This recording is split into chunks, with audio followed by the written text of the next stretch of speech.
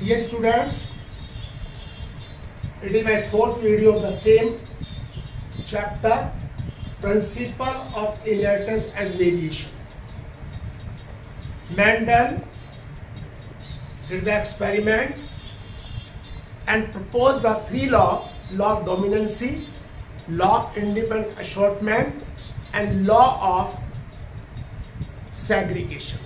These three laws were proposed by the Mendel, but when the experiment further performed by the scientists, they do not observe or they do not get the conclusion which were given by the Mendel in his experiment. So that they find certain complexity in the observation. यानी बाद में कुछ complexity आई और वो complexity ये थी कि they do not follow the Mendel law. इसमें एक आता है इनकम्प्लीट डोमिनेंस. जैसे कि आपको पता है कि मेंडल ने बताया था कि जो डोमिनेंट कैरेक्टर है वो विजिबल होता है, लेकिन यहाँ कुछ हमारे ऐसे एग्जांपल्स हैं जो कि they do not follow the Mendel's law properly. तो उनमें सबसे पहले इनकम्प्लीट डोमिनेंसी में यहाँ दो एग्जांपल है, फॉर ओक प्लांट और मिरेबिलिस जलापा. सेकेंड एंटीरियम मैजस और डोग फ्लावर. ये दो प्लांट है और इन दोनों में रिजल्ट सेम है, but do not follow the Mendel law of dominance. देखिए, when the cross is made between the red flower and white flower containing plants. Plant है जिनमें रेड फ्लावर भी है और व्हाइट फ्लावर. जब उनमें क्रॉस कराया गया तो यहां पर ये गैमेट्स बने. Two gametes have RR and another gametes have small RR. And when the cross is made in F1 generation, all the produced progeny have the pink color instead of red color, because red was dominant or red is dominant. But here is the another color. This is the pink color. When the self cross is made in the progeny of F1 generation, in F2 generation, they observe the four progeny, and these four progeny, one is the dominant red, and which are in heterozygous condition, they were pink color. And one is the white. So according to this law, if law of dominant was 100% true, then there should be the application of such law here. इसका भी application होना चाहिए, लेकिन ऐसा नहीं हुआ. इसको कहते हैं law of incomplete dominance. इसके बाद आता है कोडोमिनेंसी. देखिए, कोडोमिनेंसी में क्या है, आपने देखा डोमिनेंट में सिर्फ डोमिनेंट कैरेक्टर विजिबल होता है, जो रिसेसिव कैरेक्टर विजिबल नहीं होता. लेकिन कोडोमिनेंसी में both the traits, both the character, both the genes are equally dominant. उसमें एक डोमिनेंट और एक नहीं होता, दोनों इक्वल डोमिनेंट होते हैं. अब इस फिनोमिना में कोडोमिनेंस है. It is the phenomena in which the two alleles express themselves independently. कोई डोमेन सबके अपने अलग अलग है, इंडिपेंडेंट. वैन प्रेजेंट टूगेदर, जब वो एक साथ प्रेजेंट है, उनमें ये नहीं एक डोमिनेंट एक रिसेसिव, दोनों अपने इंडिपेंडेंट कैरेक्टर को एक्सप्रेस करते हैं. In other words, in which offspring resemble to both the parents. In which offspring resemble to both the, वो अपने दोनों पेरेंट्स से, यानी कि जो कैरेक्टर आ रहा है दोनों से रिजेंबल करते हैं, कोई डोमिनेंट नहीं. यहाँ पे ब्लड ग्रुप का एग्जांपल है, आपने ब्लड ग्रुप AB. ये जो ब्लड ग्रुप है, it is controlled by the gene I. एक जीन I है जो कंट्रोल करता है, और this gene is present on the surface of RBC. RBC surface protect होता है. यहाँ पर ये जो I जीन्स है 3 genes I has three alleles IA, IB and I. I genes के 3 alleles है, IA है, IB है, I है. अब ये जो एलिस IA, IB है,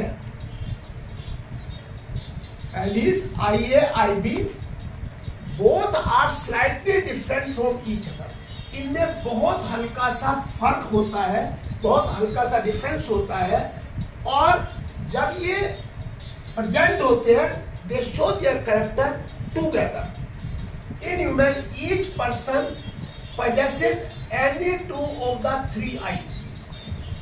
ये जो 3 I genes हैं IA, IB, I, इनमें से हर इंडिविजुअल 2 प्रेजेंट होते हैं, चाहे IA, IB हो या IA, IA हो, IA, IB हो या II हो.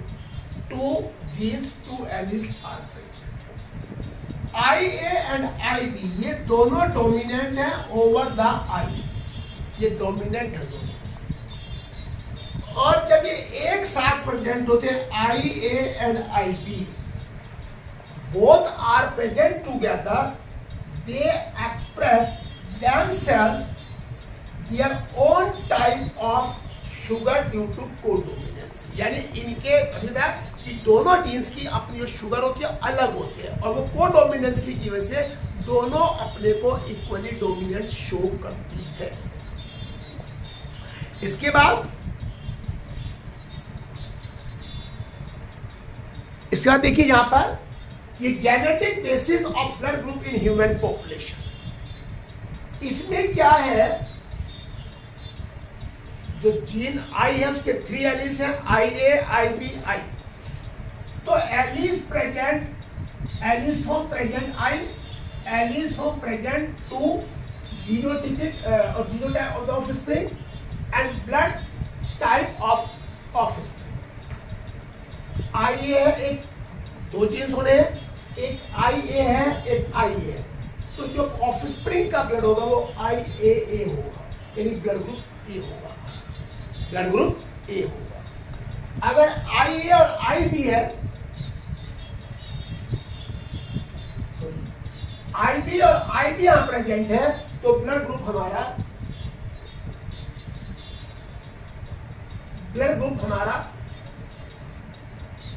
ये IA और IB है, तो ये जो ब्लड ग्रुप है हमारा AB होगा. और अगर हमारे IA और IA है तो ब्लड ग्रुप A होगा. ब्लड ग्रुप B और A है तो ब्लड ग्रुप A और B होगा, एक ब्लड ग्रुप हमारा AB आ जाएगा. IB और IB है तो ब्लड ग्रुप B होगा. IB और I है तो ब्लड ग्रुप B होगा, और II है तो ब्लड ग्रुप हमारा O होगा.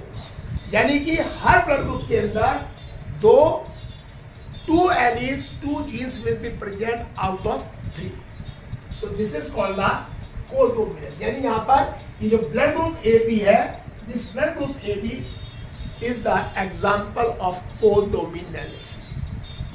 अब नेक्स्ट आता है मल्टीपल एलीज. देखिए मल्टीपल एलीज में क्या होता है कि जो हमारे जीन्स हैं, when more than 2 alternative form of a gene or allele, alternative form है, एक ही जीन की more than 2 alternative form है, और occupy the same locus, यानी सेम जगह पे प्रेजेंट है क्रोमोसोम्स के in a population. एक ही जीन की 2 और more than 2 फॉर्म्स हैं, ऑल्टरनेटिव फॉर्म्स हैं, और present on the same locus, it is called, और they are called multiple alleles. Blood group का एग्जांपल यहां दिया जाता है, क्योंकि ब्लड ग्रुप में more than 2 alleles, 3 alleles IA, IB and I regulate the blood group. Blood group एक character है, उसको रेगुलेट करने के लिए more than 2 alleles are required. Alleles required होते हैं, इसको मल्टीपल एलीज कहते हैं. जब एक ही जीन्स के कई अल्टरनेटिव फॉर्म होते हैं. ब्लड ग्रुप का एक जीन है I एक जीन है, उसके बहुत सारे अल्टरनेटिव फॉर्म हैं. इसके बाद आता है पैलियोट्रॉपी. देखिए पैलियोट्रॉपी में क्या होता है, यहां पर से एक जीन है, मानिए ये 1 जीन। अब वो जीन जो प्रोडक्ट बनाएगा और उसके जो प्रोडक्ट होंगे दे प्रोड्यूस मल्टीपल और मोर देन 1 phenotypic इफेक्ट।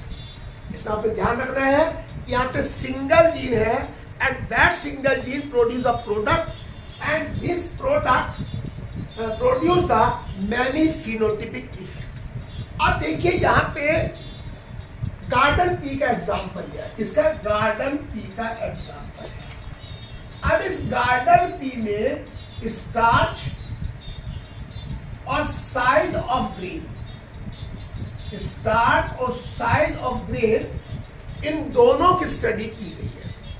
अब देखिए कैपिटल बी भी है, स्मॉल बी भी है। कैपिटल बी में जो ग्रेन्स है वो आपका राउंड होगा और ज्यादा उसके अंदर स्टार्च होगा, जबकि यहां पर अगर ये स्मॉल बी भी है तो इसमें रिंकल्ड होगा और स्टार्च कम होगा। लेकिन अगर कैपिटल बी और स्मॉल बी है तो वहां पर इंटरमीडिएट साइज आएगा, जबकि मेंडल के लॉ में ऐसा नहीं है। वहां पर 3:1 की जो रेशो आती है, 3 वहां पर homozygous whatever they may be but they show the same character. तो यहां पर जब हमने इनकी कैपिटल बी में स्मॉल बी बी में क्रॉस कराया, कैपिटल बी में स्मॉल बी बी में क्रॉस कराया तो F1 जनरेशन में ये हेट्रोजाइगस है, जो सारे इंटरमीडिएट थे, स्मॉल बी और ये सब इंटरमीडिएट थे। लेकिन जब इनका F1 जनरेशन से F2 जनरेशन के लिए क्रॉस कराया गया तो यहां पर capital B, capital B small B, capital B small B and B, यानी जो कैपिटल बी है इसमें राउंड सीड्स है और लार्ज स्टार्च ग्रेन है। दूसरे में कैपिटल बी स्मॉल बी है, राउंड सीड्स है लेकिन इंटरमीडिएट है, उनका साइज बड़ा नहीं है।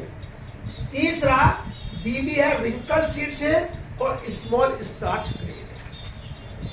तो आप इस वीडियो को देखें, इस वीडियो को लाइक करें, शेयर करें, सब्सक्राइब कराएं इसको और इसको आप देखें।